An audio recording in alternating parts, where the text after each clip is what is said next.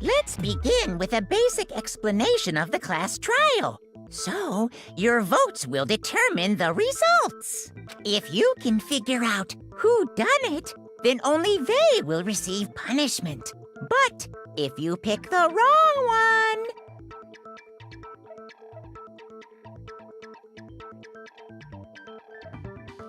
then I'll punish everyone besides the blackened, and the one that deceived everyone else will graduate. Now then, to begin with... We already know who did it! Was that? It was Hiro. He does not have an alibi for when the murders took place, and we found him in that suit. Don't try and deny it! You killed them! I didn't! Someone knocked me out! I was asleep the whole time! I don't know anything about it! Shut your murdering mouth, murderer! Who are you calling a murderer? I am sorry to say, Hiro, but we do have evidence. Blueprints for the suit. Parts we assume were used to build it. And all of it was found in your room. You have to admit, the evidence is quite compelling. It points to you as having created the suit and wearing it while committing crime after crime. How many times do I have to tell you? I don't know!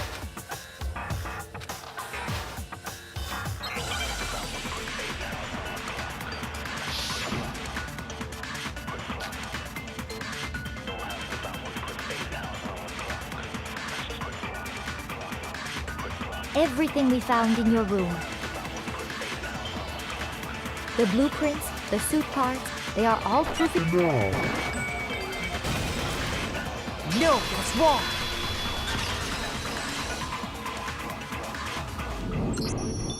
Are we sure Hiro really made those blueprints? What do you mean? Well, take a look at this. It's the note that Hiro wrote, asking everyone to meet up after Alter Ego disappeared. The handwriting's obviously different, wouldn't you say? When you compare it to the blueprints. There's no way you could think the same person made both of them. Unless that person made it a point to disguise their handwriting. No, the differences are bigger than that, I think. Come on! I'm not smart enough to think of trying to change my handwriting anyway. So Makoto, are you saying you don't think Hiro's the culprit? And he's not the only one.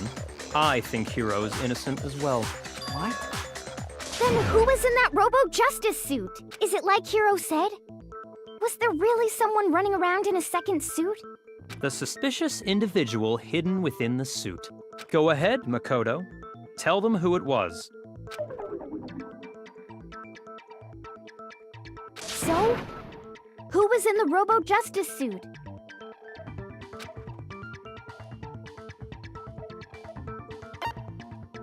I got it! Other than Hiro, I can't think of anyone else it could have been. Obviously, he was the one in that particular suit, and we never found any kind of second suit.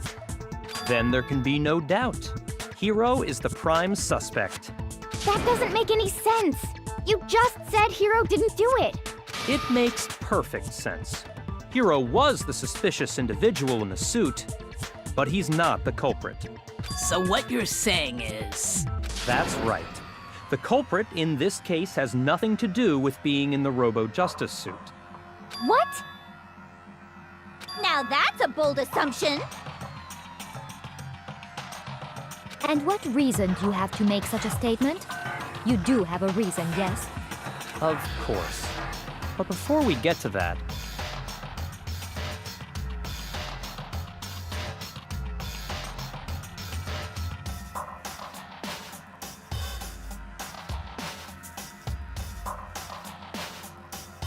there's something else we need to clarify first.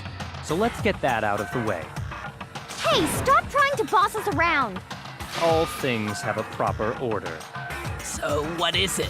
What needs to be clarified? We must clarify the method of transportation for Taka's lifeless body. It would seem that his corpse was moved using certain particular items. Makoto, can you tell us what they were?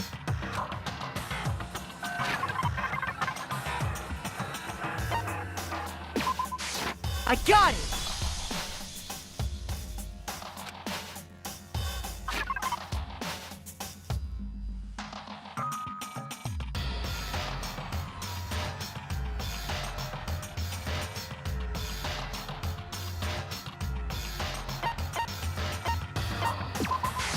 I got it! They were a dolly and a tarp, right? So, let's see if I can explain. Taka's body disappeared from the equipment room, and then we rediscovered it in the repository. And when we found it for the second time, it was wrapped in a blue tarp, right? It was the same tarp that, up until then, was stored in the equipment room. So the killer must have seen it there and decided to use it when they moved Taka's body. That way, they wouldn't leave any bloodstains while they were moving it. Okay, that explains the tarp. And the dolly? Same thing. I'm sure the dolly was in the equipment room when we first found Taka's body there. But when the body disappeared, so did the dolly. Later, when Taka's body reappeared in the repository, so did the dolly. In other words, you think they used the dolly to move the body, am I right? But are you sure you are not mistaken? Huh? Are you absolutely positive the dolly was in the equipment room when we found Taka's body? That dolly was made specifically for moving large objects between the repository and the art room. It would be very strange indeed to discover it had made its way to the equipment room. Is it not possible that it was in the repository all along, and you simply didn't realize it? She's raised an objection. How do you respond? There is no shame in being wrong. Nobody expects much from you anyway. We have all accepted the fact that you rarely understand what is going on around you.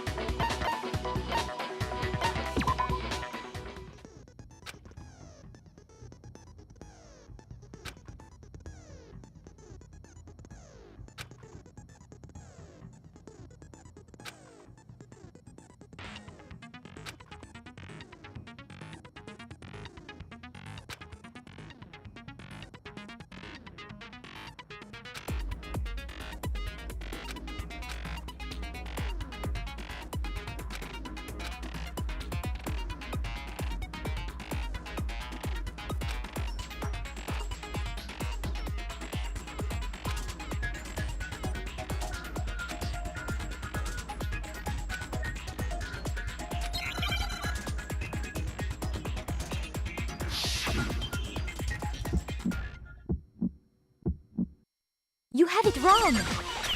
I cannot agree. You are a fool. So pathetic. Lies will get you nowhere. Do your worst. You miserable wretch! I cannot agree. You are a fool. Do your worst. You have it wrong. I cannot agree. You are a fool. So pathetic. Lies will get you nowhere. I cannot agree.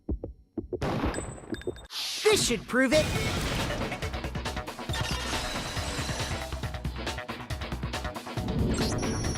If you're asking for proof that the dolly moved, I have it right here.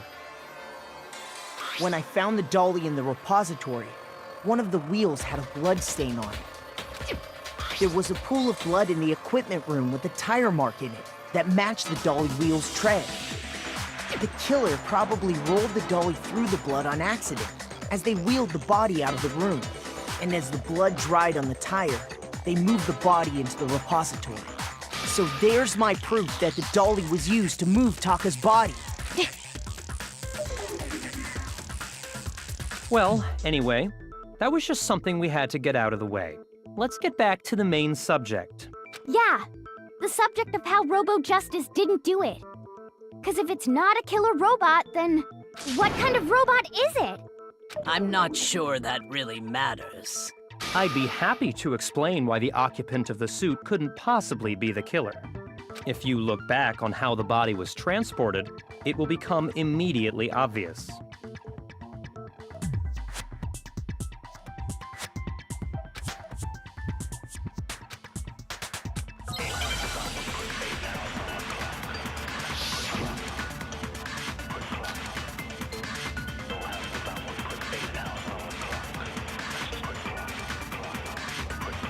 As we know, Taka was killed in the equipment room.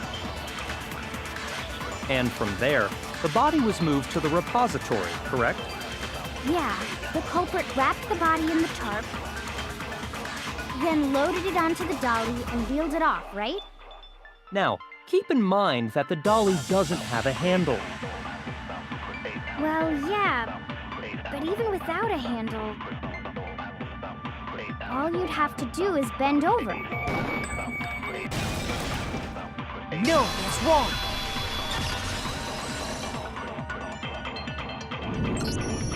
You're absolutely right that you could push a dolly without a handle if you stoop down low.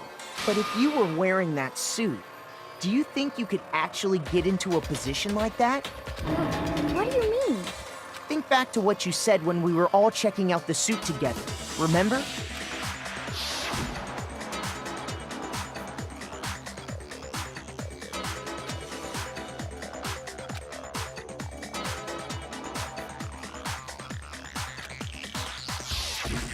When you're in that suit, not only can you not see your feet, but you can't even bend at the waist.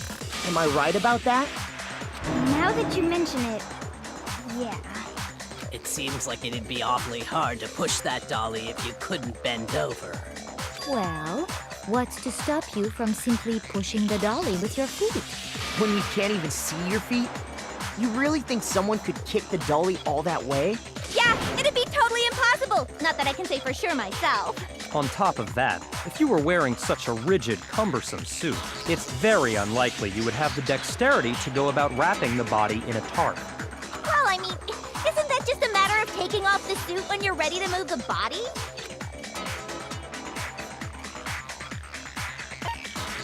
I got it! I don't think taking off the suit was an option. If you remember,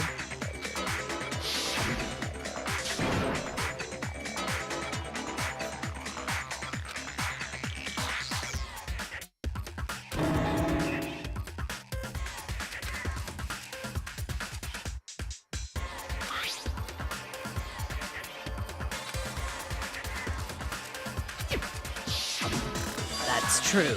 It seems impossible to put the suit on or take it off without help. Then, you really can't take it off by yourself? Hero wasn't just making it up? Of course I wasn't making it up.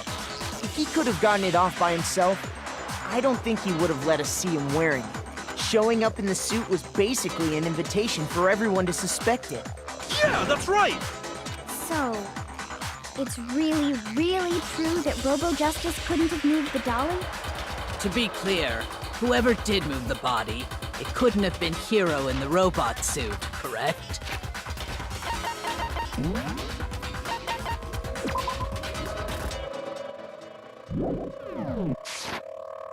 No, wait. Just a second, if you please. Have you forgotten about the picture that I took? You all got a good look at it, did you not? The image of Hifumi being dragged away by Robo Justice? If whoever was in that suit is not the culprit, how do you explain that? Besides, do you remember what the now deceased Hifumi said?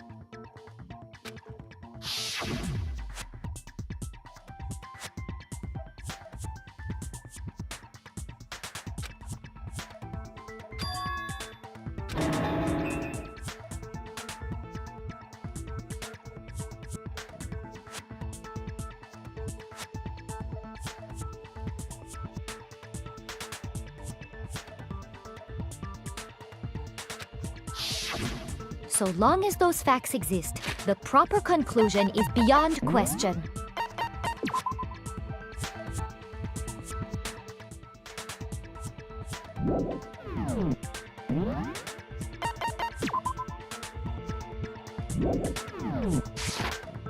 The individual inside the suit and the culprit are one and the same.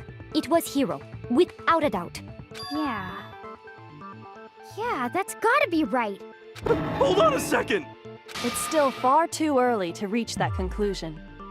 Besides, there's no hurry to decide who did it. Before we rush to a verdict, shouldn't we explore every single possibility? Instead of seizing on one viewpoint, the truth is uncovered by analyzing things from every angle. Perhaps, but where do we go from here? Let's review this series of unfortunate events from the beginning. Maybe we'll uncover something new. What a pain in the ass! I don't disagree, but our lives are on the line. If this is what it takes, we have to do it. Plus, maybe we'll get to find out where the heck Kyoko was when everything went down. All right then, let's take another look back at what happened. I suppose we could start with this morning. 4 of us gathered together in the dining hall. Makoto, Hina, Kyoko, and myself. We waited there for quite a while, but nobody else showed up, so we went to look for everyone. That was around 8 a.m.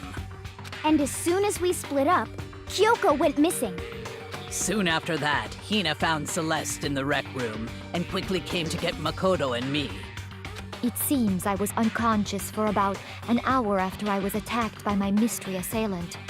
I know it was an hour because I remember being attacked a little after 7. That was when we saw Celeste's picture and discovered that her assailant had been wearing a strange costume. As it turns out, it was Robo Justice. It also soon became clear that this same Robo Justice had abducted Hifumi. We were soon joined in our search by Byakuya and Toko, and then went on to find Hifumi in the library. He was injured, so we took him to the nurse's office and resumed our search for the suspect. But not long after leaving the nurse's office...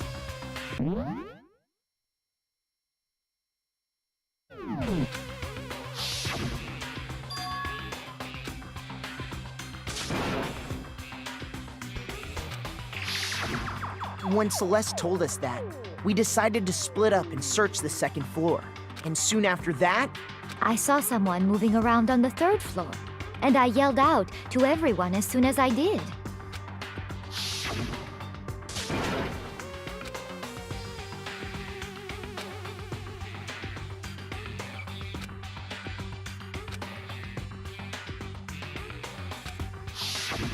and then...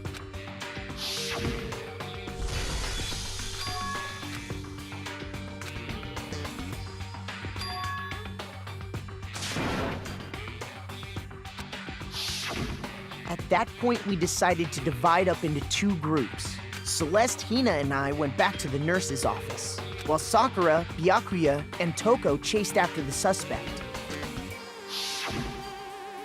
When we got back to the nurse's office, we found Hifumi, dead. And that's when we heard the body discovery announcement. I left Celeste and Hina there and headed back to the 3rd floor to let the others know what had happened. Meanwhile, we had just discovered Taka's body in the equipment room. We must have found both bodies at almost exactly the same time, because we heard the same announcement not long after we discovered his body. And that's when I told you guys about Hifumi. Then the 3 of us headed for the nurse's office.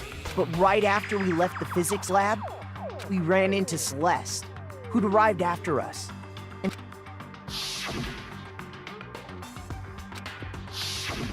we rushed back to the nurse's office and saw that she was right.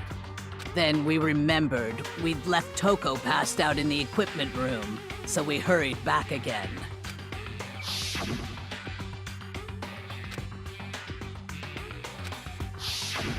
But when we got there, we discovered that now Taka's body had also gone missing.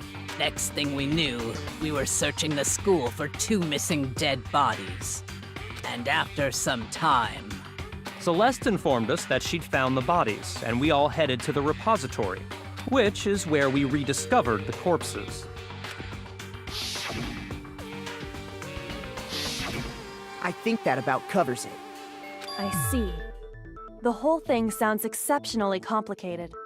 It certainly seems to me that these are not a simple series of connected events. Okay, well, if that's true, then what? Rather than a single series of events, I think we have to consider each murder a separate situation.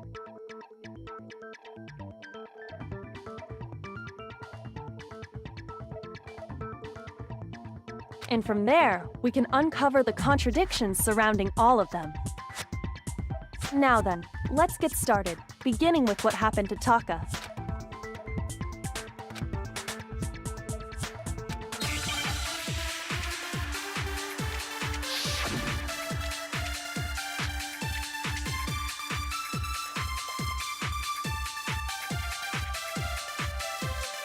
So, regarding Taka's death, I wonder if he died before Hifumi. Or perhaps it was after? We already know what order they were killed in. Taka came last. What makes you say that? Because of the numbering of the Justice Hammers. It's true that Hifumi was killed with Justice Hammer 3.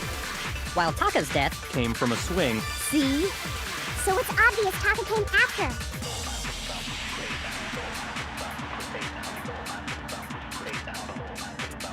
So, I wonder if he, or perhaps it was after. We already know Taka came last. What makes you say that? Because of the Numbering of the Justice hammers.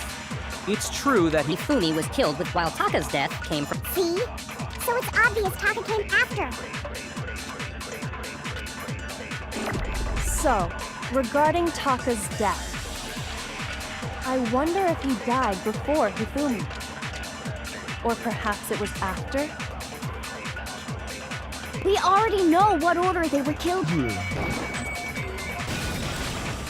No, that's wrong!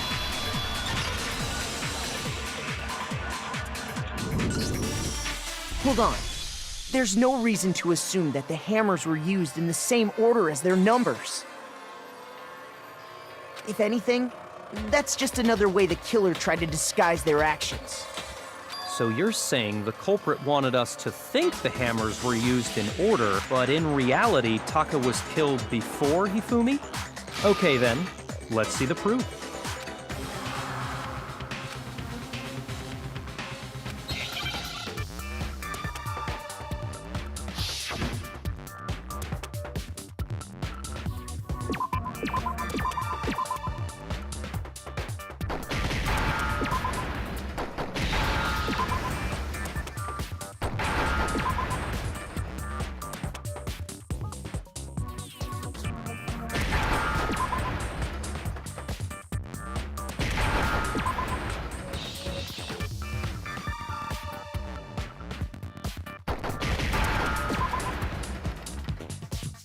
Now I understand!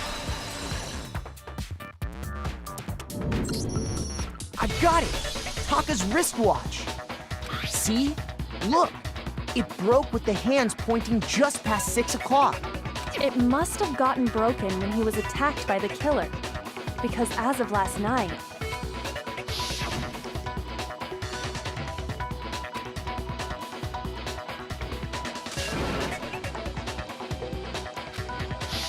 so if it wasn't broken after 6 last night, then he must have been attacked around 6 this morning. And that would be his official time of death. But if that's true, then he was killed well before Hifumi.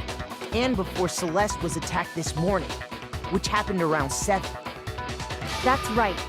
Taka was killed before any of the other incidents took place. That simple fact slipped past all of us. We made the wrong assumption about the order of events, all because of those justice hammers. That's exactly why the culprit wrote the numbers on each hammer and had them increase in size. That way, when we saw how they were used in each incident, we'd easily make that wrong assumption. Now, if Taka was killed around 6, then everyone's alibis for his murder go out the window.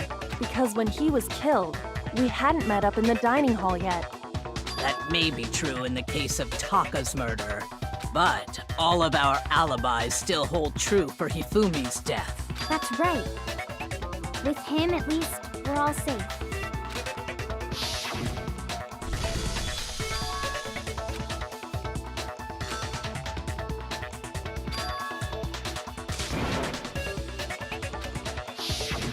When we heard Hifumi screaming, we were all together.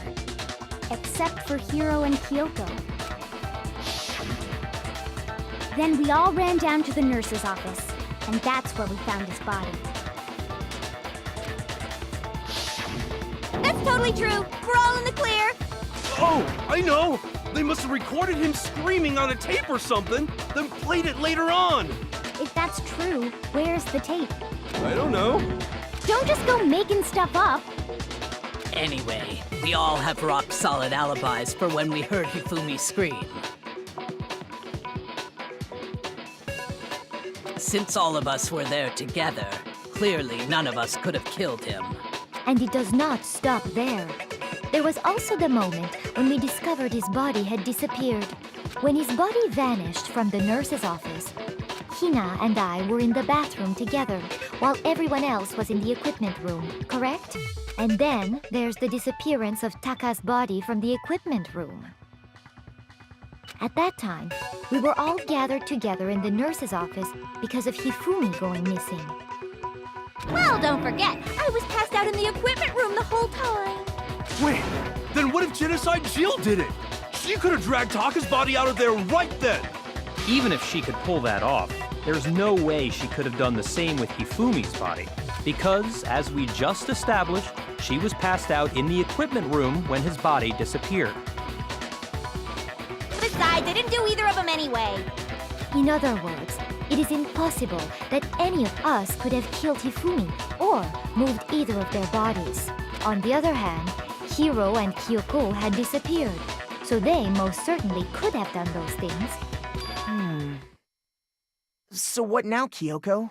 For now, we can't get fixated on who did it, or we'll just keep going around in circles. So instead of who, I propose we start talking about how.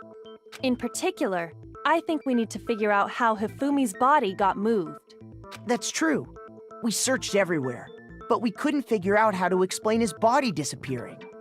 And according to what Celeste said,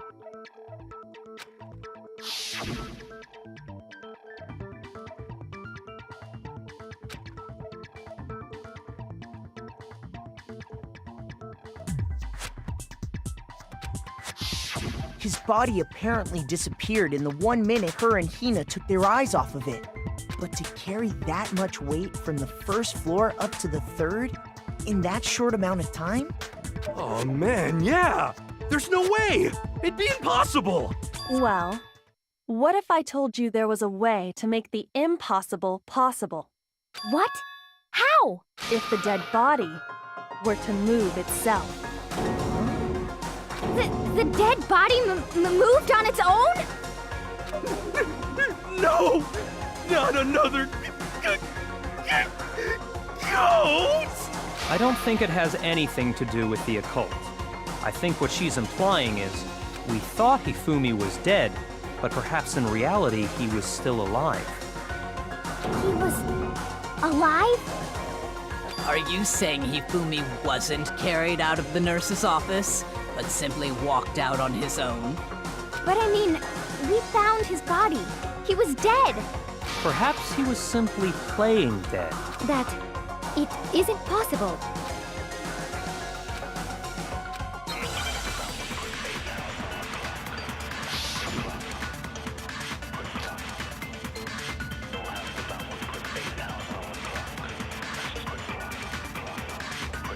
Are you saying that when we first found Hifumi in the nurse's office, there's a chance he was actually still alive?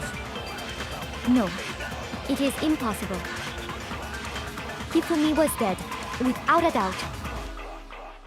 And you know that how? Surely you heard the body discovery announcement along with the rest of us.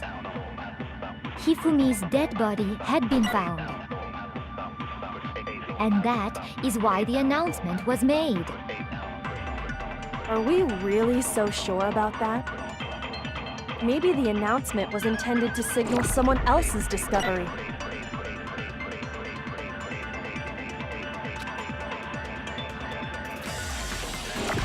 Are you saying that when we first found Hifumi in the nurse's office, there's a chance he was actually No.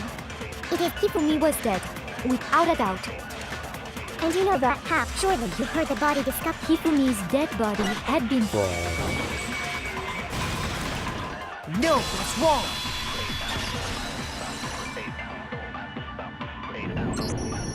Was the body discovery announcement that was made really intended for Hifumi? Of course it was. The announcement played right after we discovered his body. Maybe. But that was also the same time that Taka's body was found. That's right. It wasn't long after finding his body that we heard the announcement. So there's a good chance we've made a mistake in there somewhere. I think we've confused whether the announcement was for Hifumi or Taka. First of all, if 2 bodies had been found, there really should have been 2 announcements. Maybe Monokuma simply got lazy and rolled them together into one. What do you say, Monokuma? Any comment?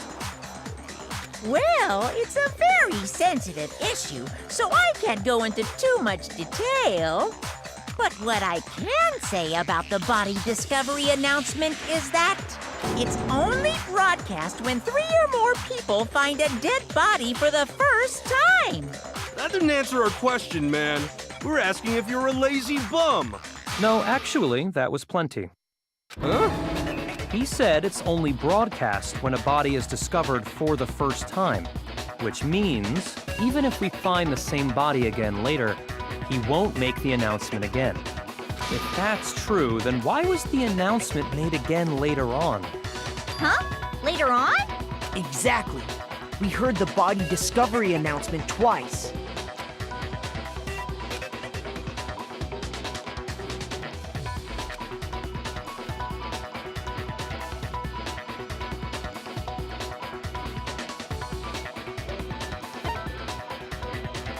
I got it!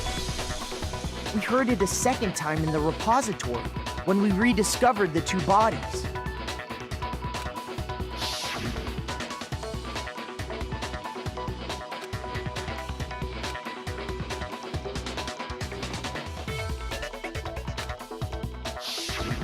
It didn't seem weird at the time, but it contradicts what Monokuma just told us, doesn't it? Exactly. If we were actually rediscovering both bodies, the announcement shouldn't have played.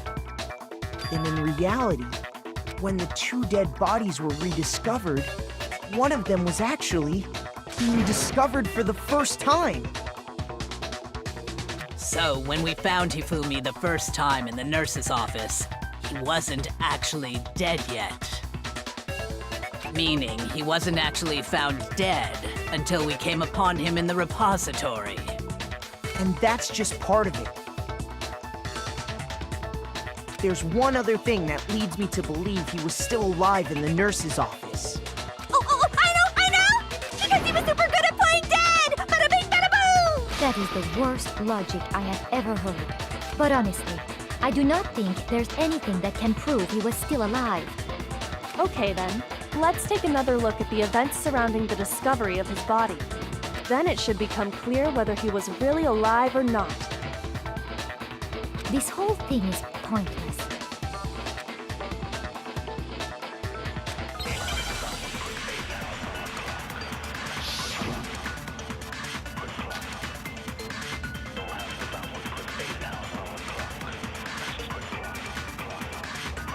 Well, here's one thing we do know. The first time we found Hifumi's body was in the nurse's office. And then, while me and Celeste were in the bathroom, his body disappeared. And the next time we saw his body, it was in the repository. But when you compare his body before being moved and his body after being moved, other than the change in how it was positioned, there was no notable difference. No, that's wrong!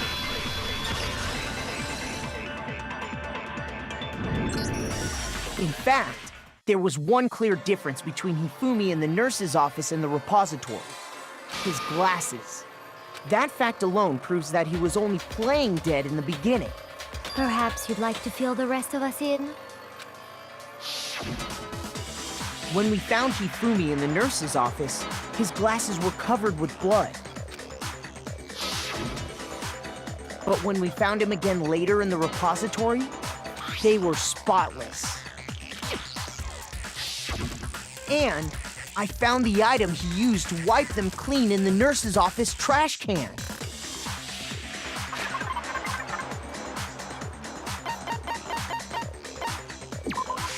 I got it!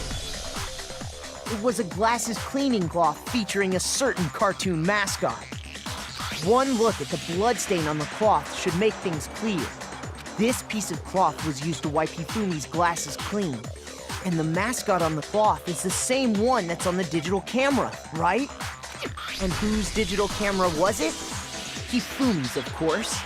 The character was Princess Piggles from Demon Angel Pretty Pudgy Princess, I think. I highly doubt anyone but Hifumi would have brought something like this to school. I see your point. And the only people here who wear glasses are... I wouldn't be caught dead using a tacky piece of garbage like that. A few tissues is all I need to keep my glasses clean. Then there's no question. It belonged to Hifumi. So what you're saying is... what exactly? What I'm saying is, the blood on his glasses was wiped away using his own glasses cleaning cloth. Even if that is true, it does not mean he wiped the blood off himself. But who would benefit from a clean pair of glasses other than the glasses owner? That's a good point. Then it must have been him, right? So let's assume that Hifumi was still alive in the nurse's office. He pretends to be dead. Then when he's alone, he wipes his glasses clean so he can see. Then he stands up and walks out on his own 2 feet. And with that, the impossible task of moving his copious corpse becomes possible, wouldn't you say? But then, if he was just pretending to be dead, what was with all that blood? Was it paint or something? The fridge in the nurse's office contains packs of blood for emergencies. He probably used one of those. He figured if he was gonna play dead, he should go all out, so he just dumped it everywhere! But he got crazy with it and had to wipe his glasses off when he was done! God, what an idiot!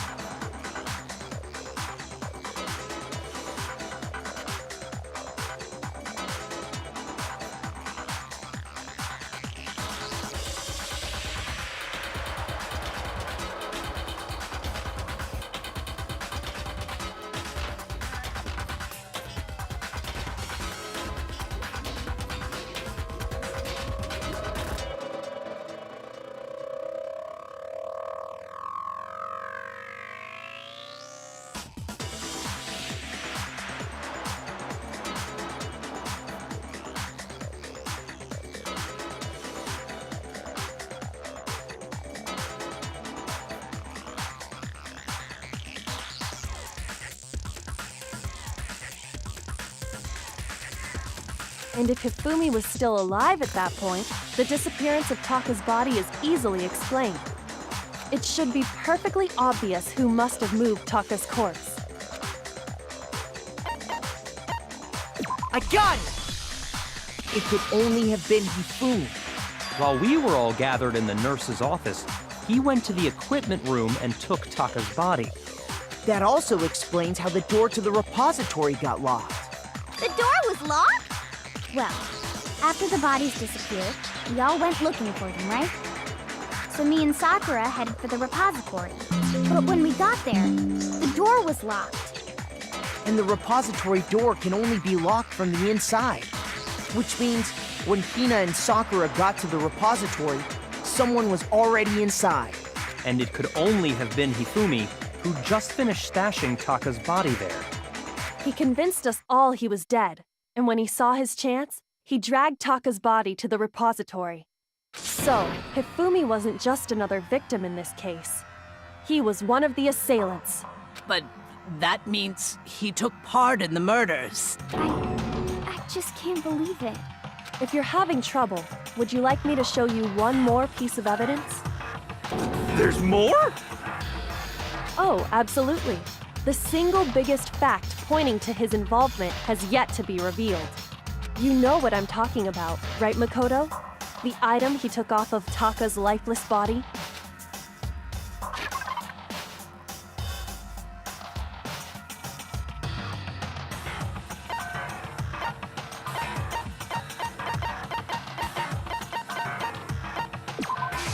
I got it!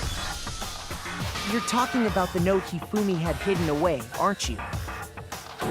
Hidden note? That's right.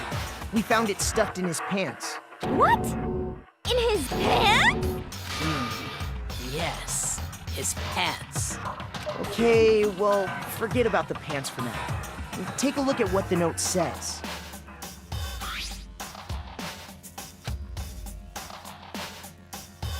Ah, that's the note I was telling you about.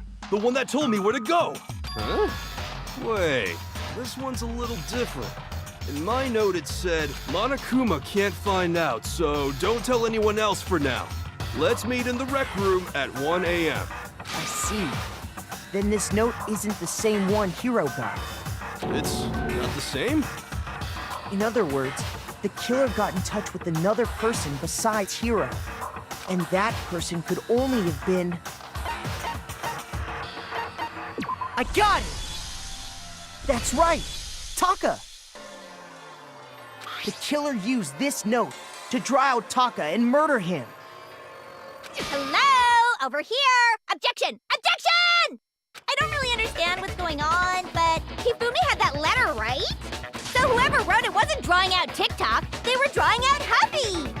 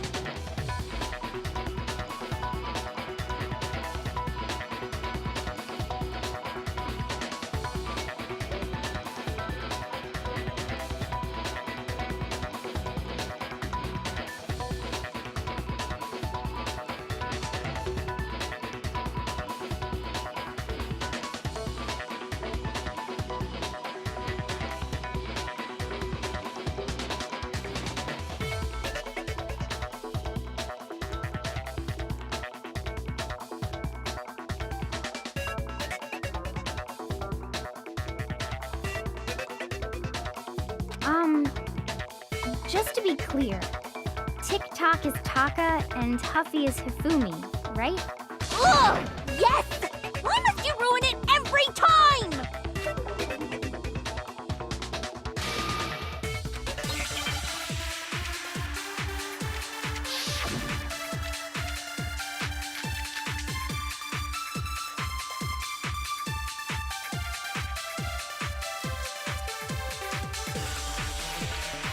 Huffy had the note, right? Then the person it was intended for must have been Huffy! But remember what the note said. What time did it say to meet? 6 a.m., I believe. The time doesn't matter!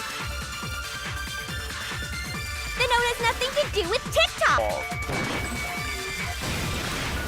No, that's wrong.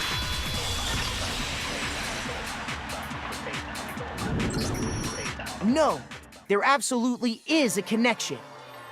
What the hell are you talking about? The note said to meet at 6 a.m., which is the same time Taka was murdered. We've already proven that using his wristwatch. But there's more. Look where the note says to meet. The equipment room, right? Which is where Taka was killed. I see. So, Taka was murdered at both the time and place written in the note. I think that should be plenty to show that this note was definitely meant for Taka.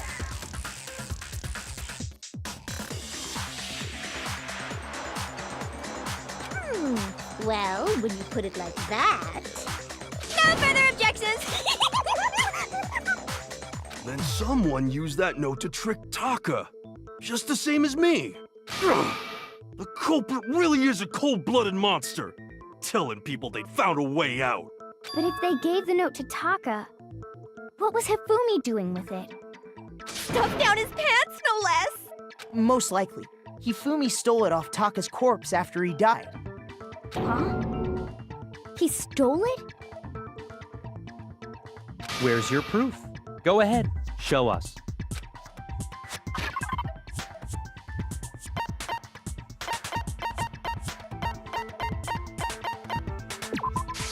I got it! When I searched Taka's body, I saw that his lifeless hand was gripping a small scrap of paper. If I'm right about this, the sheet of paper this piece came from is... I knew it! It fits perfectly with the note we found hidden on Hifumi.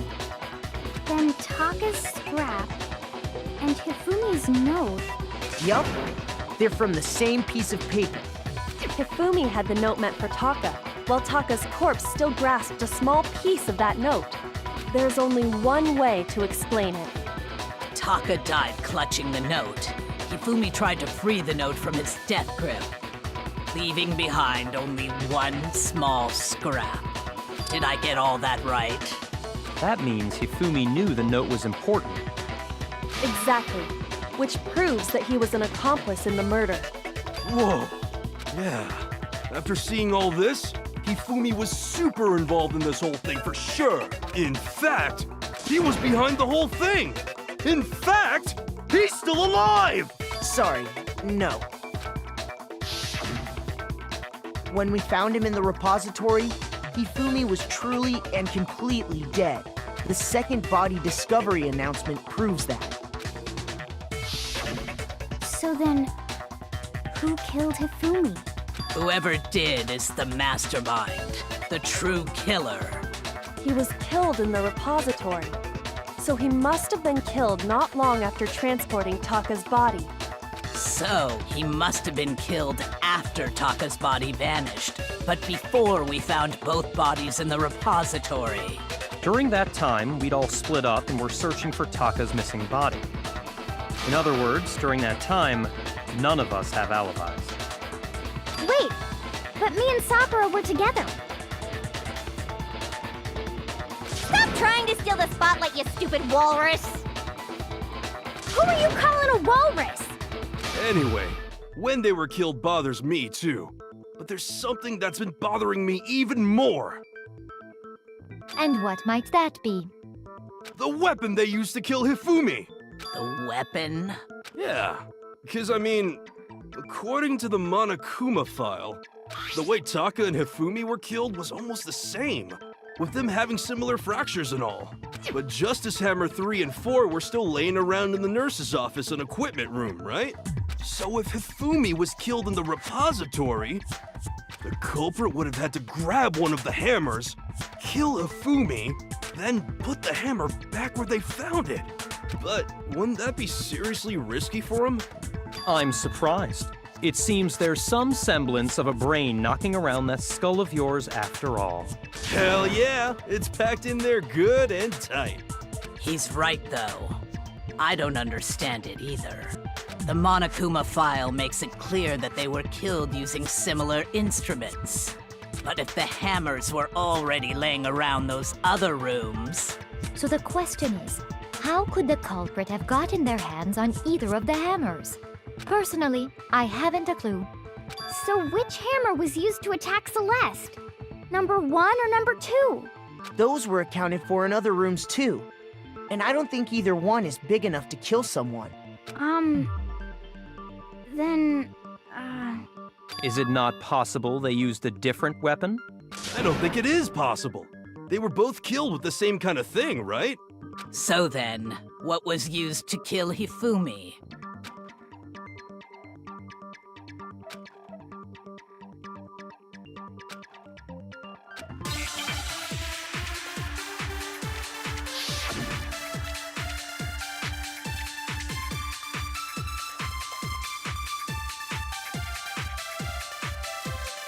What was used to kill Hifumi?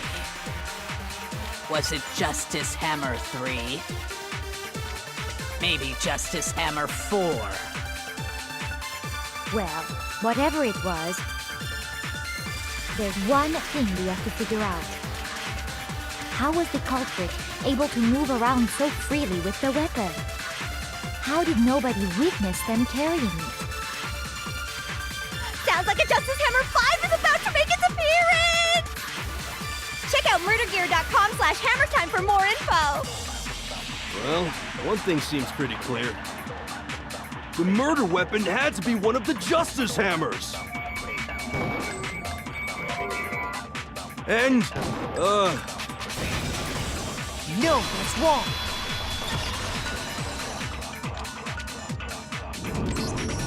The murder weapon wasn't a justice hammer at all.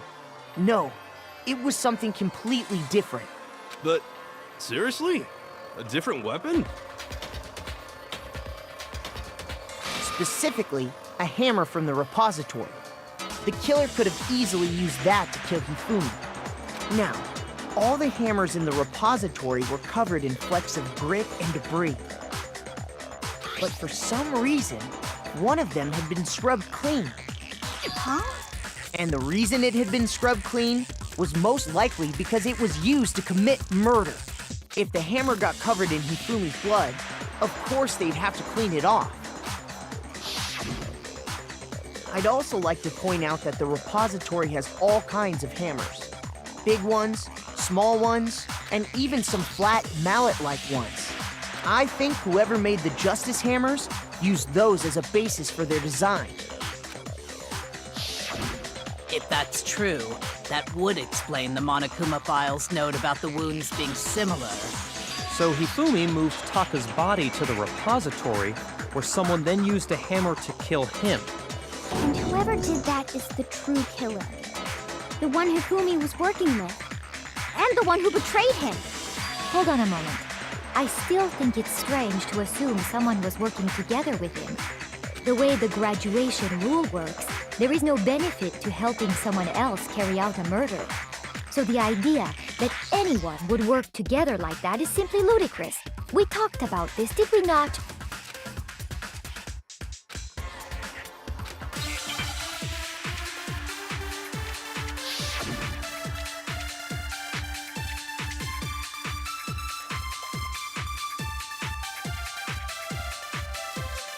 Based on the rules that have been laid out for us, even if more than one person is complicit in the murder, only the one who actually carried out the act can graduate and survive. Assuming the rule holds true, it is simply impossible that two people work together on this. That is how the rule was explained to us. But that only really applies if there's one murder, right? In this case, however, there were two murders.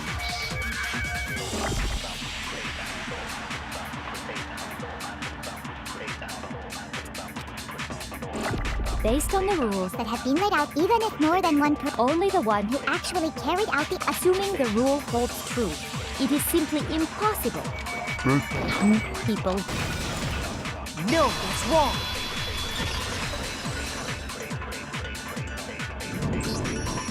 since there were 2 murders, it's at least plausible that more than one person was involved. What do you mean? If there'd only been one murder, then yes, the idea of an accomplice isn't really worth considering. Naturally, if only one person can be saved per murder, an accomplice has no risk versus reward benefit. Risk versus reward benefit? The payoff for working together. The reward that balances out the risk of taking part in a scheme. There's no point in being someone's accomplice if there's no benefit to you. However, if there were some potential mutual reward for the risk, then cooperation becomes possible. You're saying that 2 people could act as each other's accomplices to commit 2 separate murders. I think that's what the true killer told Hifumi. They would each have an accomplice for their crime. And based on the case's events, Hifumi would have been the first one to act, murdering Taka. They made him carry out the first murder so he couldn't back out of helping them later on. So in this case, there wasn't one single person committing multiple murders. Instead, each person killed someone, creating, and it only looked like one person because that's how the true killer designed it to look. A single suspicious individual, a similar weapon used in each crime, disappearing bodies. By creating one seamless set of circumstances, they made it look like one person was behind it all. The mastermind picked their target and managed to convince him to go along with their plan. And then, to avoid the no accomplices rule, they simply killed their accomplice. Which, if true, means that betraying Hifumi was part of the plan from the very beginning. That's just awful. How could anyone be so cruel? You think so? I can't help but admire its cunning. Still, their choice of accomplice seems odd.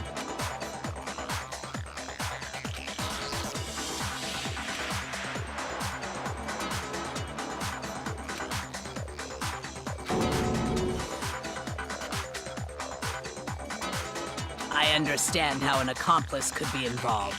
But then, who was the one pulling Hifumi's strings? That's problem numero uno right now.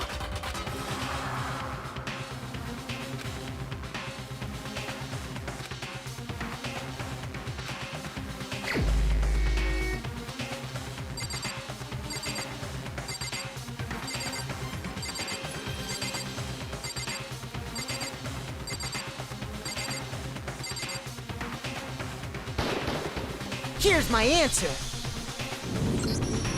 It was Celeste. Ah, so I'm the suspicious individual now, am I? I really do hate this kind of joke. A joke? I wonder. So what you are saying, then, is that I specifically chose to work together with Hifumi. The idea that I would choose to spend any amount of time interacting with him, that I would go within 10 feet of that shit for brains, that lazy, worthless goddamn idiot! Pardonnez-moi. Just to be clear, there is evidence to support it. Is that so? It is. Throughout the investigation, there was certain behavior that was common only to the 2 of you. Considering what we've learned so far, it only further proves that the 2 of you were working together.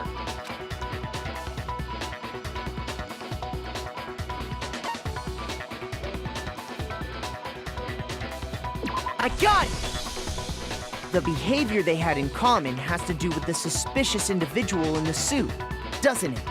The only ones who ever actually saw Robo-Justice firsthand were Celeste and Hifumi. Shush, the adults are talking now. Sorry. As he said, only Celeste and Hifumi ever laid eyes on the costumed individual. If we accept that Hifumi was one of the culprits, we can't help but suspect what Celeste has said as well. Are you saying everything they told us was a lie?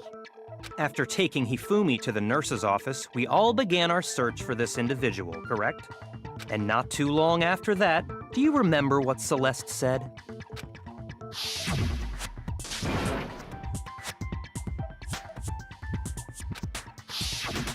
We headed to the 2nd floor specifically because of what she claimed to have seen. Next, to draw us all to the physics lab up on the 3rd floor, she let out a blood-curdling scream. And when we'd all come to see what was wrong, what was it she said?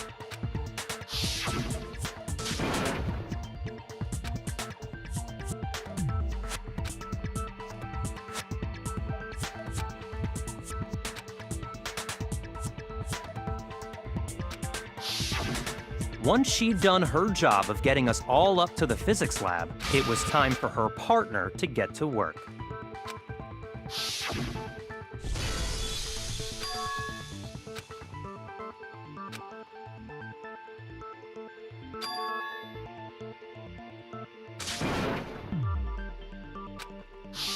It was to get us to divide into two groups, so that we would discover both bodies at the same time?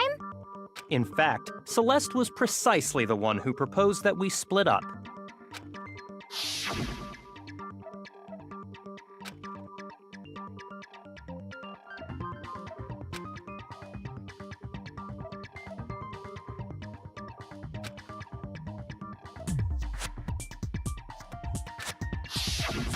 Well, if Celeste and Hifumi were working together, all those chance events suddenly become connected. And on top of that, that piercing cry of yours early on.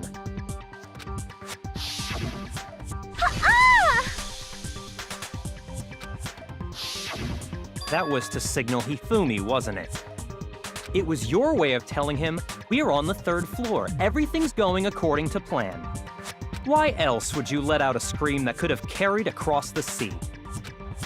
I just realized another strange thing. When we found Hifumi in the nurse's office, who we now know was only pretending to be dead,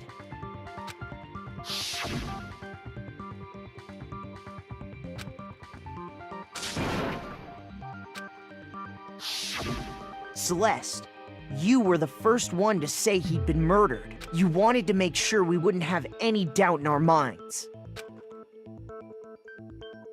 I don't believe it. Everything, the whole thing was one big act. Hina, you were with Celeste when Hifumi's body disappeared, right? Yeah. I was feeling kinda sick, so Celeste took me to the bathroom. Wait! Then that was... She wasn't worried about you. She just saw a chance to help Hifumi sneak out of the nurse's office. Each piece isn't much by itself, but start putting them together and the picture gets very ugly indeed. Wouldn't you agree, Celeste? I have no idea what you mean. Don't bother trying to deny it. You made one fatal mistake. Oh, did I?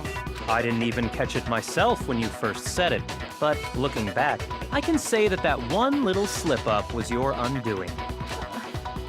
What are you talking about? I'm talking about what you said after Hifumi's body disappeared and we returned to the nurse's office.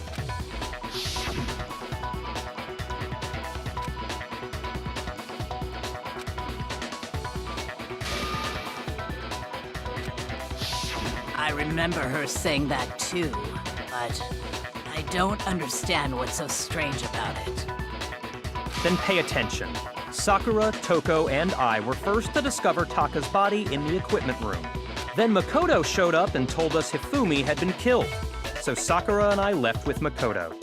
Once we were in the hall, we ran into Celeste, and the four of us headed to the nurse's office. Now, the entire time we were together, none of us said anything about Taka being dead. Think about it. Celeste's comment doesn't make sense. It was completely out of place. Yeah, I see what you're talking about. Although I don't really get what it means. You hear that, Celeste? Everyone's having some trouble understanding. Could you repeat what you said? If you're really not the culprit, you shouldn't have any problem repeating it, right?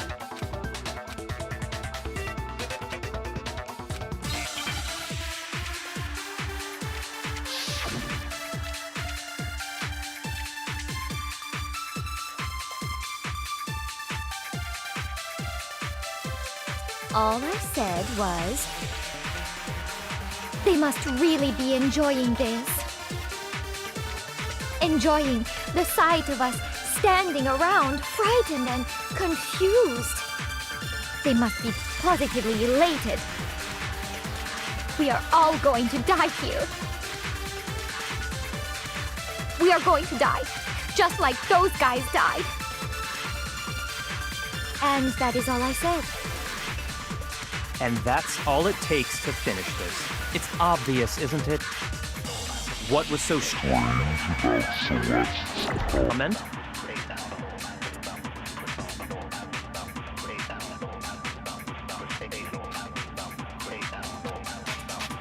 All I said, they must really be enjoying the sight of us. They must be positive we are all going to die. We are going to die, just like Those guys. died. No, that's wrong.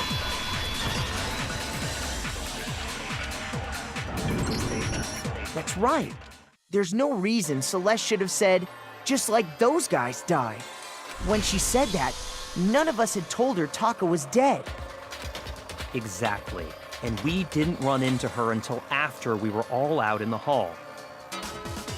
So there was never any chance for her to have seen his body in the equipment room for herself. So how did you know, Celeste? How did you know more than one person had been killed? And how did you know they were both guys? Because Kyoko had also disappeared, right? So she could have been dead too. You all have such vivid imaginations. You know that? Imaginations. You claim that I was lying when I told you about the suspicious person I saw. Then what about the picture I took?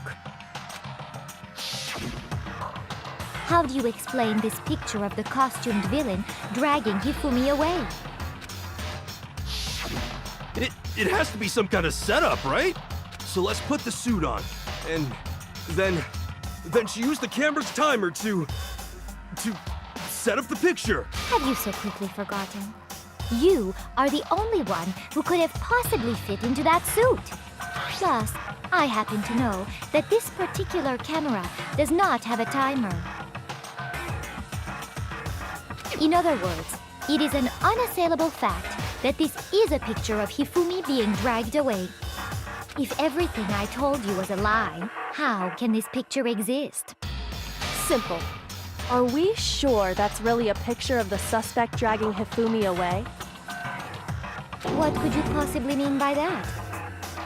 Surely there are other explanations than the one you've offered up. No, there is no other explanation.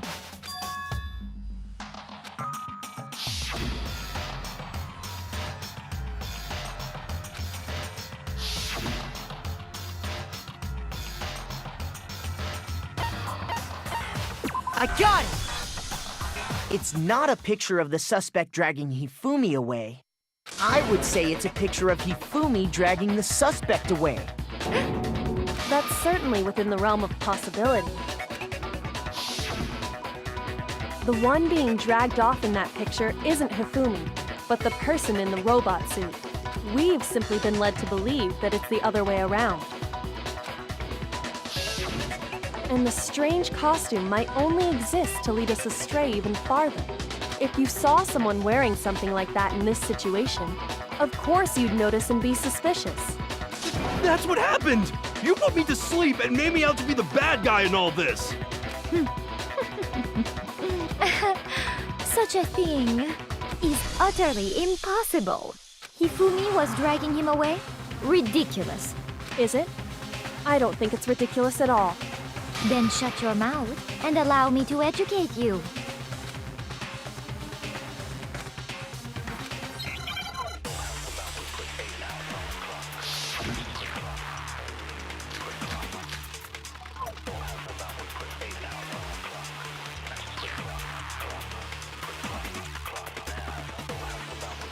You dressed me up in the suit after I passed out! Then you just draped me across Hifumi and had him carry my weight! You tried to make me look like the bad guy! Like I said, ridiculous. As you can see in the picture, the suspect is standing perfectly upright. If the person inside the suit was unconscious, there's no way they could stand up straight like that. No, that's wrong.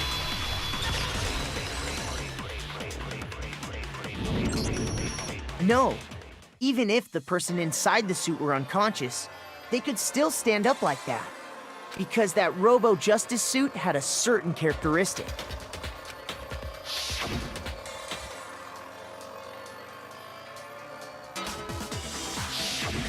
That's right!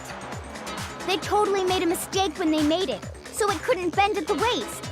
I'm not so sure that was a mistake. I think the suit was designed from the beginning to be used the way it was.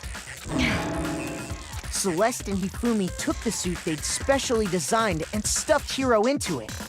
That's how they were able to fake that whole thing. The point of it all was to make us believe whoever was in the suit was to blame. Well then, I suppose this is checkmate. Checkmate?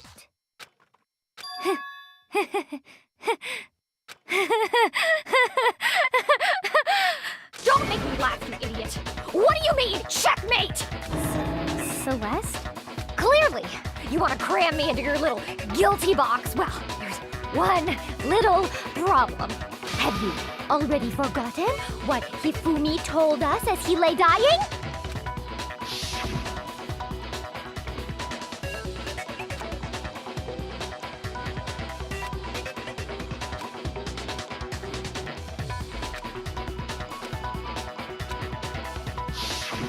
When we asked him who had attacked him, his answer was quite clear, was it not? He said, and I quote, Yasuhiro. In other words, Yasuhiro Hagakure! Wait! But my name isn't really Yasuhiro! It's actually Taro! Your confusing statements don't make any sense. You're only making things more complicated. He did say Yasuhiro, but are we sure he was really pointing the finger at Hiro? What the hell are you talking about? I'll burn you alive! Kyoko, what do you mean by that? Think back to how Hifumi used to talk to us. How did he refer to each of us? I got it! That's right! Our last names! He called us all by our last names! Exactly. I know I heard him say Mr. Naegi more than once, for example. So if Hifumi did mean to say Hiro's name, he would have said his last name, Hagakure. I'm sure it was just incidental. By chance, his first name. Indecent? Don't talk. Random chance. Now isn't that a convenient explanation? No. There's no reason to think he would have said the name any different than normal, but he must have run out of energy before he could say any more. So Hifumi was trying to tell us the last name of whoever killed him? But the name he said doesn't apply to anyone here. Well, no. Hold on. There's one person it could apply to, and that's Celeste. She never actually told us what her real name is. What did you just say? To think you'd take your false accusation so far, I don't know whether to laugh or spit! Come on! Enough with your idiotic blather. Yasuhiro is a loser's name. Do I look like a loser to you? Well, do I? What? I think I've earned the right to be a little on edge. Okay, then fill us in. What's your real name? Fine. Make sure your ear holes are wide open and listen up! My real name is Celestia Ludenberg. Could you please stop making me repeat myself over and over again?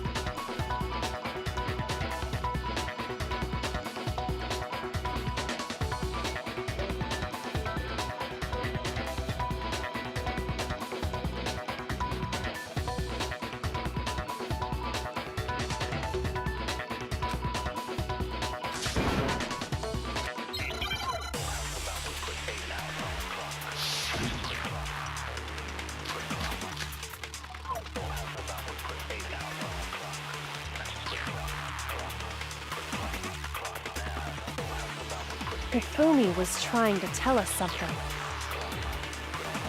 He wanted us to know the killer's last name, Yasuhiro. If there's one person here who might have that last name, It would have to be you, Celeste. You haven't told anyone what your real name is. How many times do I have to tell you? My name is... Celestia Ludenberg, god damn it! How long do you plan to go on pretending? I'm not pretending. It's the truth. And since you have no way to contradict me... Shoot! Hifumi was trying to tell us something. He wanted us to know the killer's life. If there's one person here who... It would have to be you, Celeste. How many times did I name... Celestia Ludenberg, god... How long do you plan to... I'm not pretending. And since you have no way to contradict me... That's the only truth there is! Moron! Hifumi was trying... He wanted us to know the killer's... If there's one person here who... It would have to be you, Celeste. How many times do I name... Celestia Ludenberg, god... How long do you plan to... I'm not pretending. And since You have no way to contradict... No, that's wrong.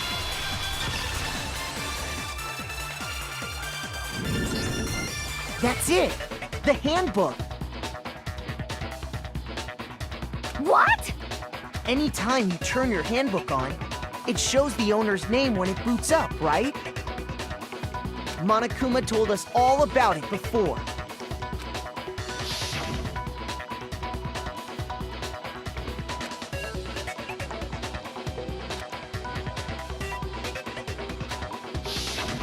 So all we have to do is check her handbook, and that'll clear up everything. That's how we can find out Celeste's real name.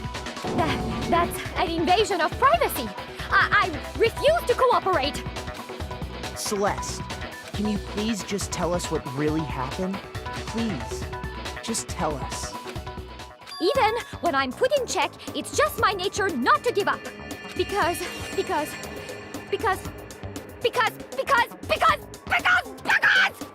Until the game's over, you never know what might happen. Fine then. Let me settle it. Let me go over the case again, from the beginning, and shed light on all your crimes. And that'll bring everything to an end.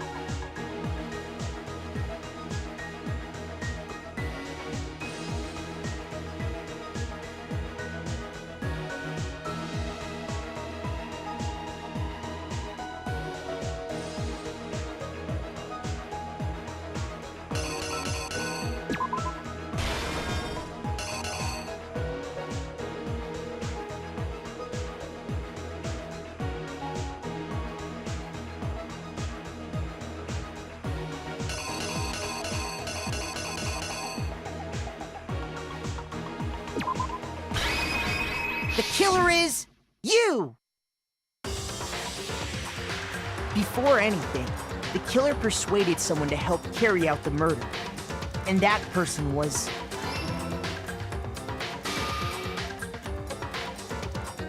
Hifumi. With an accomplice, the killer was able to execute a number of otherwise impossible schemes.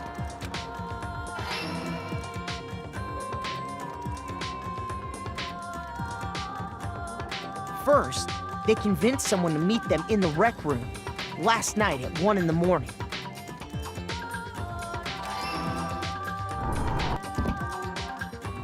That someone they met with was Hiro. The murderous duo intended to pass Hiro off as the prime suspect. So when they met up with him, they drugged him, knocked him out, and stuffed him into the Robo-Justice suit.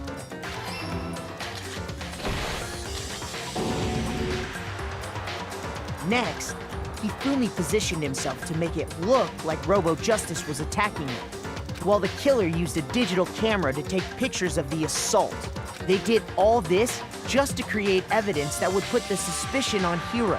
When they were done with him, they shoved him, still unconscious, into the pool room locker.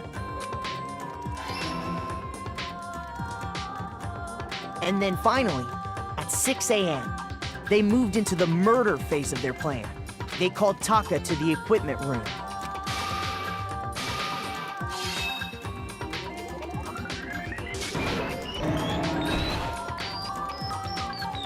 And that's where Hifumi killed him, making it the scene of the first murder. The murder weapon was Justice Hammer 4, which was left there in the equipment room. The reason Hammer number 4 was used was to create confusion about the order of the crimes. So, next they falsified 2 more assault incidents. For these attacks, the killers pretended to be the victims, to solidify Robo-Justice as the suspect. The first fake incident was the attack in the rec room. There, the killers wanted us to see Justice Hammer 1 and the Robo-Justice pictures they'd taken. They wanted to make sure we bought the surprise attack story. The second fake incident was the attack in the library. This time, they planted Justice Hammer 2 and an injured Hifumi to sell us that story. With these 2 incidents, the killers were able to create a certain preconception in our minds that the suspect was increasing the size of the hammers and attacking people in order as they did. We fell right into their trap and started looking for the suspect based on that. But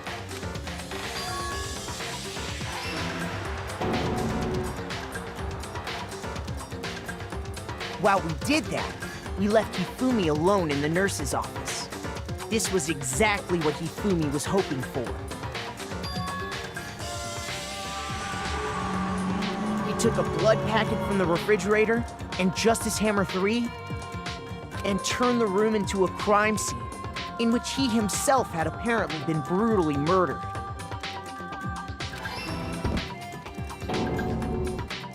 He let out a scream to draw us back. And when we returned, that's what we found.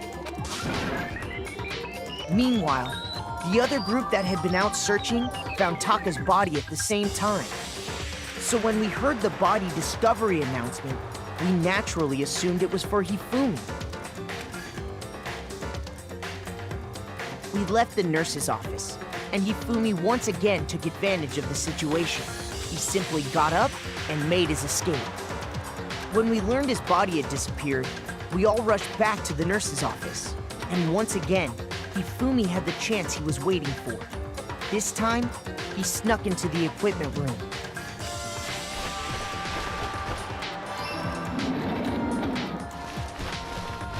He wrapped Taka's body in a tarp and used the dolly to move it all the way down to the repository. That explains how each of the bodies disappeared. But even Hifumi didn't know what the true killer had in mind for their final act.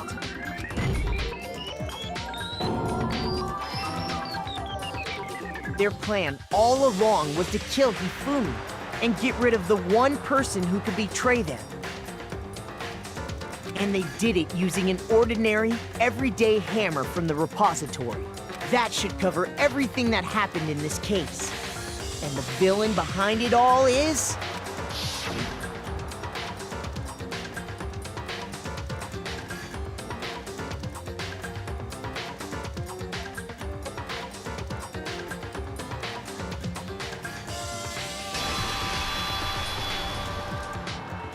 Celeste.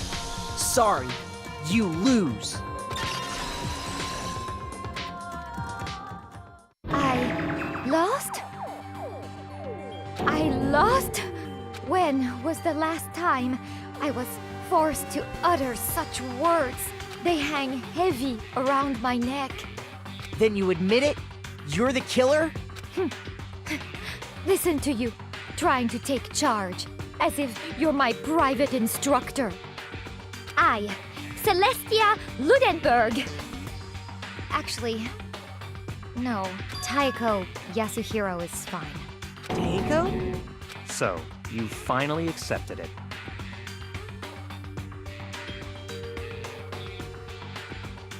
I'm the kind of person, once I've lost, I don't like things to drag on. Interesting.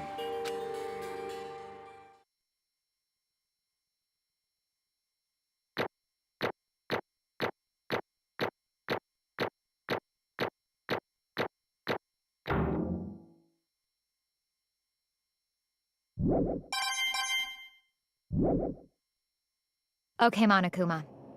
I'm ready to begin. Or, no. I suppose this is the end, isn't it? It is indeed the moment we've all been waiting for. Time to vote, okay? Okay. If you would, please locate your lever and cast your vote. And when the votes are tallied, who will become the blackened? Will you make the right choice or the dreadfully wrong one? What's it gonna be? What's it gonna be?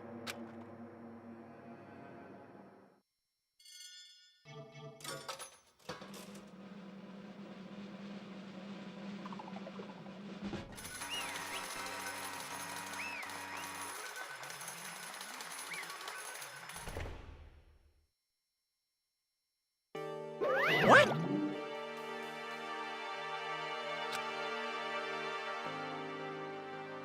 Ta-da! Honestly.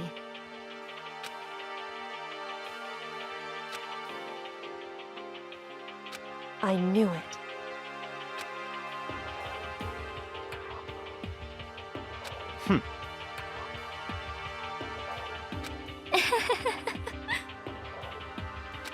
So then,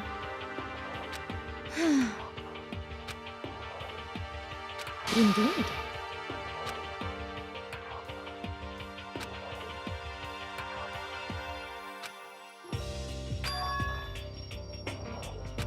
Say what? just a second. In other words, Indeed. I see.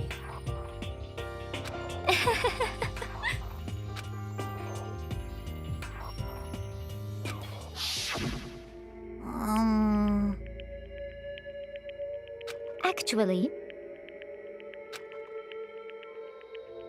What? are you okay with this? Yeah! So then,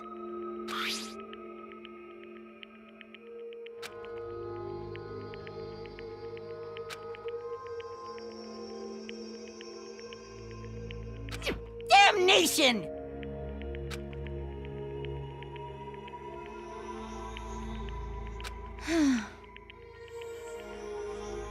Say what? as for me,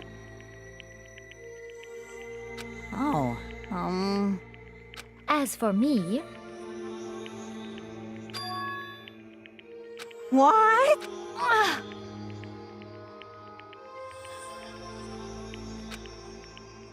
Damnation! Say what?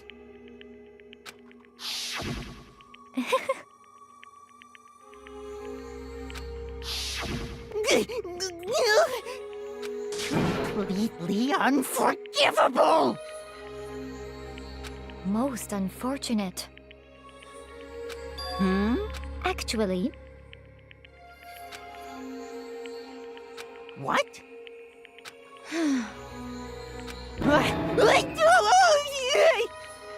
indeed. This completely unforgivable! Honestly, I swear I will save her! actually,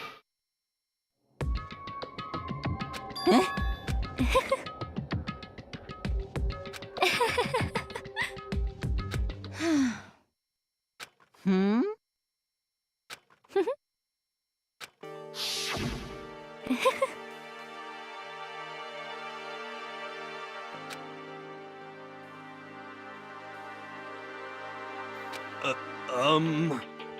I see. indeed.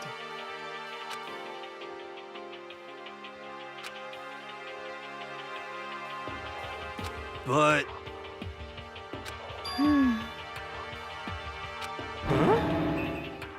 Let's see.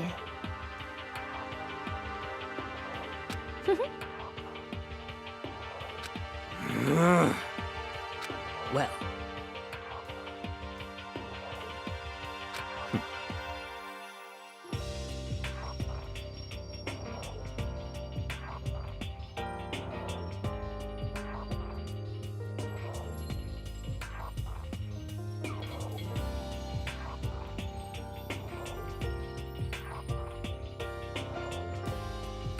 Are you okay with this?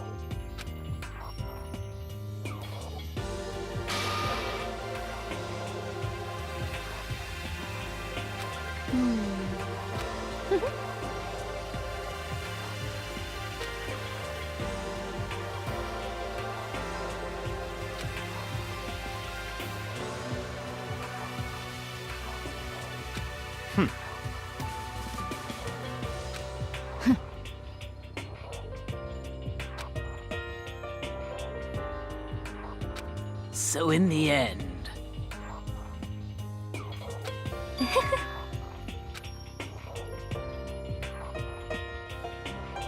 What the heck? Well, don't be mean! I wonder about that. Why? What the heck?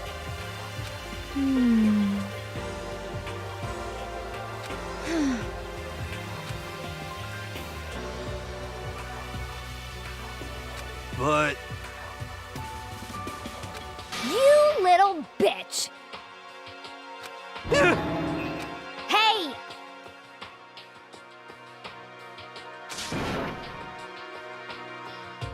You little bitch!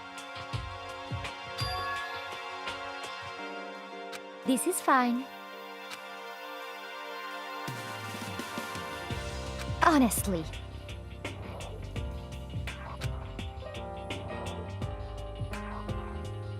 As for me, isn't it wonderful?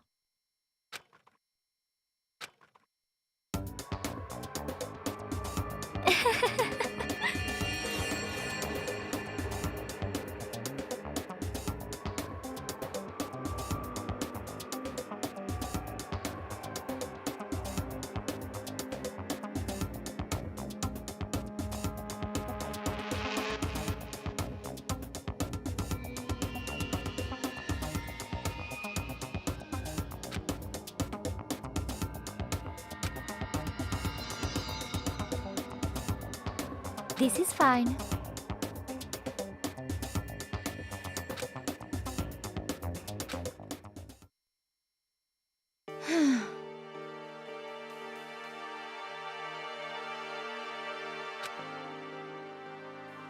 There is nothing to be done.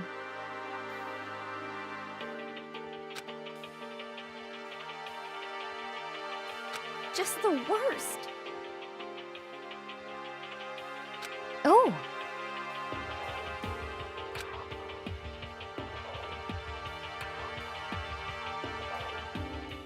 Do you understand?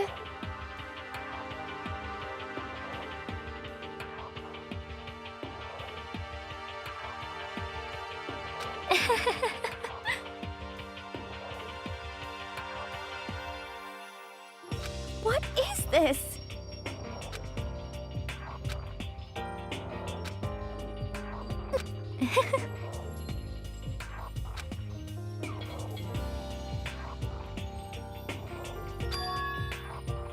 Yes, indeed.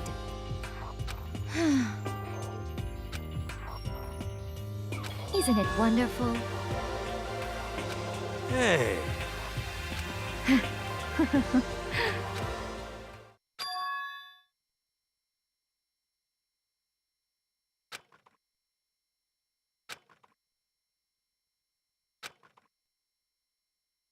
Thrills, chills, kills! Now then, I've prepared a very special punishment. Let's give it everything we've got. It's punishment time! I guess I'll let Kyoko hold on to this. What?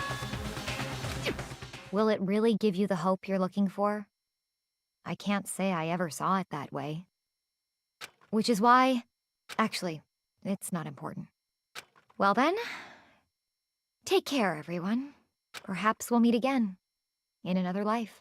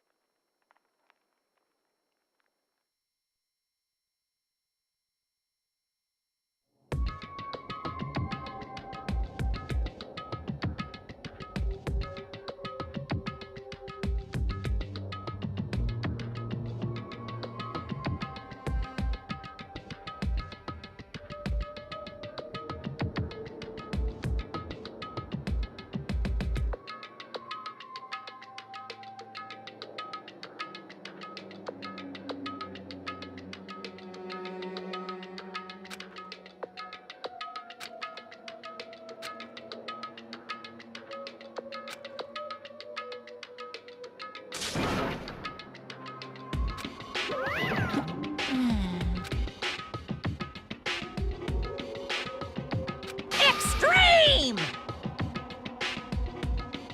What are you gonna do? Let me out of here! Too bad.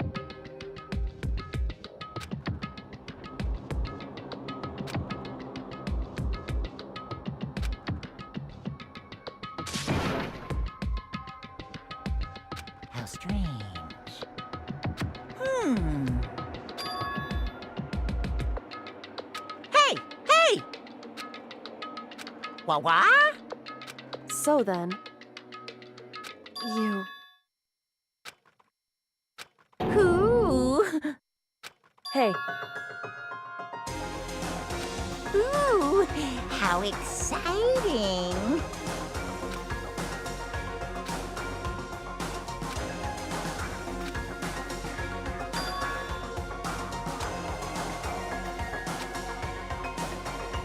Hello. Well?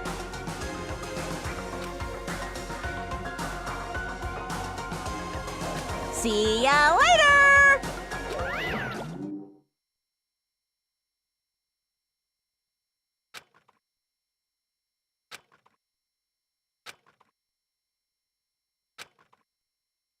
so.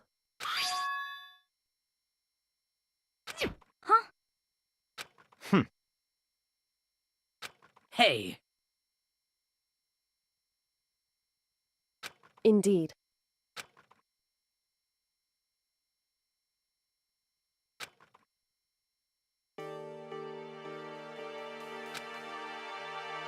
Hey,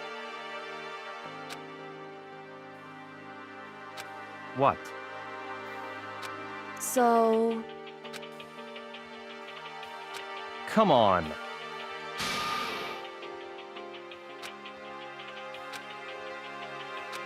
What?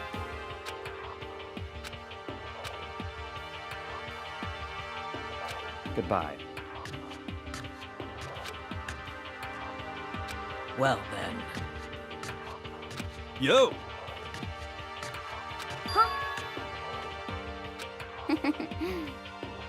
Okay.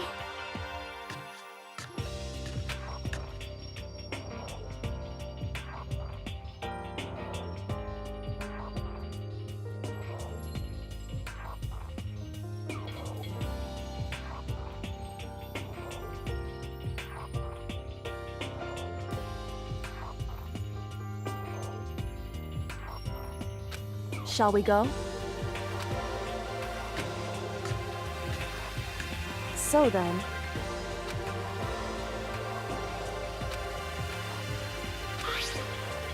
You really came.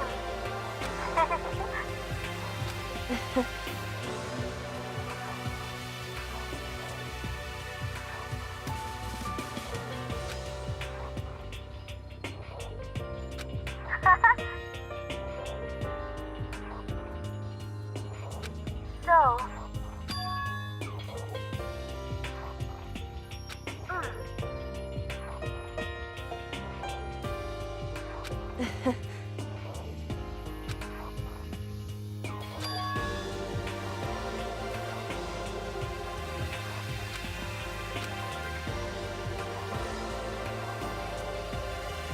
You. However.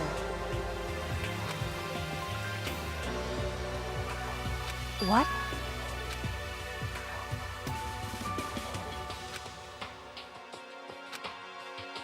Indeed.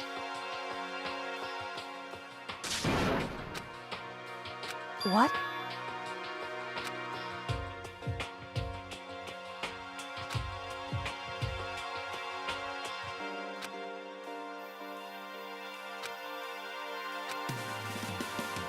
It's true. That's fine.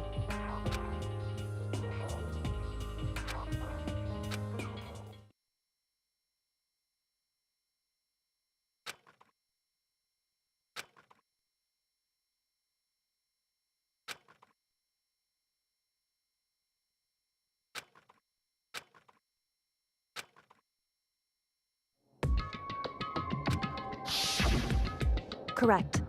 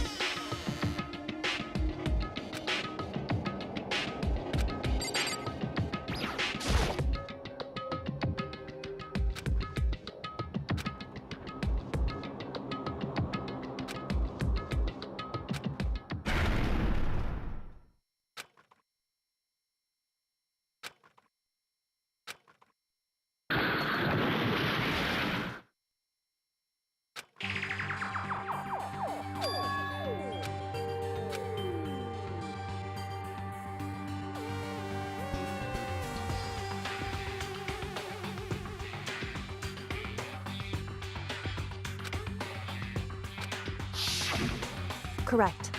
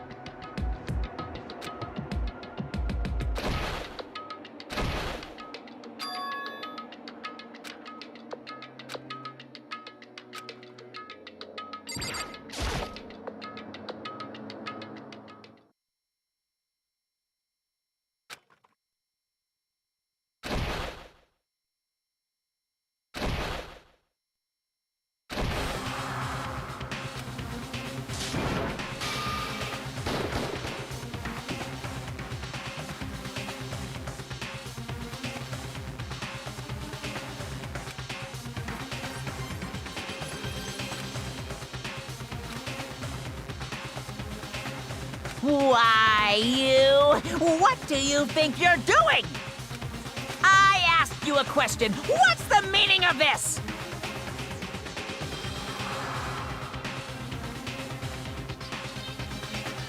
How dare you defy me? This wasn't part of the deal! I've made a decision. I will no longer retreat, no longer compromise, no longer regret. I've made my decision. I'm going to resist you. Okay, but you do realize what will happen if you go through with this, right? You haven't forgotten, have you? What I'm holding hostage?